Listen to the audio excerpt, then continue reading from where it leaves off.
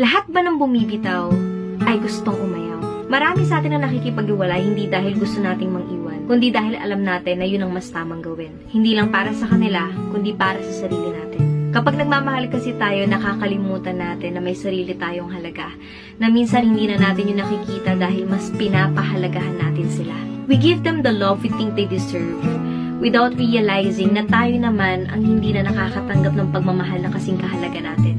Na minsan pakiramdam natin, hindi ganito lang yung deserve natin. Because we know ourselves and we know our worth. At kung sa tingin mo hindi mo deserve yung ganito, don't hesitate to choose yourself.